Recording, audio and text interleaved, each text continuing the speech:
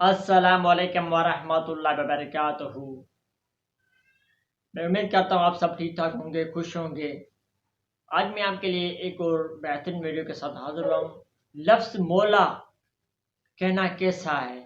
محمد علی مرزا کے اس ویڈیو میں ہم جانیں گے کہ لفظ مولا کہنا کیسا ہے اسلام کے۔ اچھا، کیا مولا لفظ کہنے سے منع کرنے والی کوئی حدیث صحیح مسلم کے اندر موجود ہے؟ یہ میرے بھائیوں، جو یہ والا جو مولا ہے یا اس طرح کی کئی احادیث اور کتابوں کے اندر بھی موجود ہیں کہ وہ کس مولا کہنے کی اور کس سید کہنے کی بھی ممانعت احادیث کے اندر آئی ہے، لیکن اس کے بعد نبی علیہ السلام نے ان چیزوں کی اجازت مرمت فرمائی ہے اور کنڈیم کر دی ہے کہ کس طرح کا لفظ سید استعمال کرنا اور کس قسم کا لفظ مولا استعمال کرنا منع ہے۔ سید اور مولا یہ دونوں الفاظ آپ نبی علیہ السلام کے لیے بھی استعمال کر رہے ہیں، اور اجماع ہے، آپ دروشی میں پڑھتے ہیں اللہم صلی علی سیدنا و مولانا محمد، اے اللہ درود بھیج ہمارے آقا، ہمارے سید اور ہمارے مولا، ہمارے جگری یار، ہمارے دلی محبوب۔ مولا کہتے ہیں النبی اولا بالمؤمنین من انفسہم و ازواجہ امہاتہم، سورۃ الاحزاب آیت نمبر 6۔ نبی علیہ السلام مومنین کی جانوں سے بڑھ کر ان پر حق رکھتے ہیں، اور نبی کی بیویاں امت کی مائیں ہیں۔ اولا مولا، اسی طریقے سے سورہ التحریم کی آیت نمبر 4 میں آیا نا، ان اللہ ہوا مولاہ و جبریل و صالح المؤمنین۔ اعوذ باللہ من الشیطان الرجیم، بسم اللہ الرحمن الرحیم۔ فإن اللہ ہوا مولاہ و جبریل و صالح المؤمنین، بے شک اللہ کا مولا ہے جبریل، اللہ کا جو اللہ مولا ہے نبی علیہ السلام کا، اور جبریل علیہ السلام بھی اور صالح مومنین بھی، والملائکۃ بعد ذلک ظہیر، اور اس کے بعد فرشتے بھی نبی علیہ السلام کے مددگار ہیں، یعنی ظاہری اسباب کے اندر، غائب میں پکارنے کے لیے نہیں۔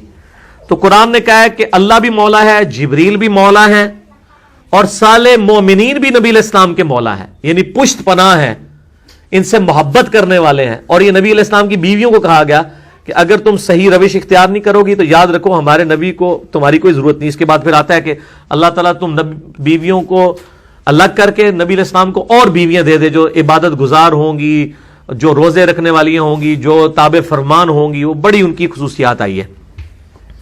اور اس حوالے سے میرا مسئلہ نمبر 105 ریکارڈڈ موجود ہے، جنید جمشید پر گستاخی کے الزام کا تحقیقی جائزہ۔ اس میں نے یہ سارا نبی علیہ السلام کی بیویوں کو جو اللہ تعالیٰ کی طرف سے اس حوالے سے یعنی سخت گرفت کی گئی قرآن حکیم کے اندر، میں نے اس کے اوپر ڈیٹیل کے ساتھ ڈسکشن کی ہے۔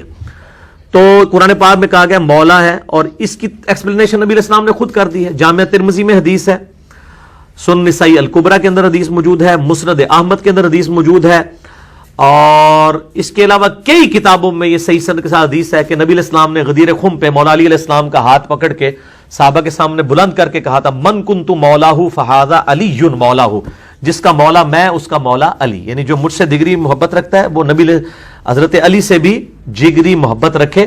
اور اس وقت آپ علیہ السلام نے یہ پھر آیت بھی پڑھی النبی اولا بالمؤمنین من انفسہم وازواجہ امہاتہم۔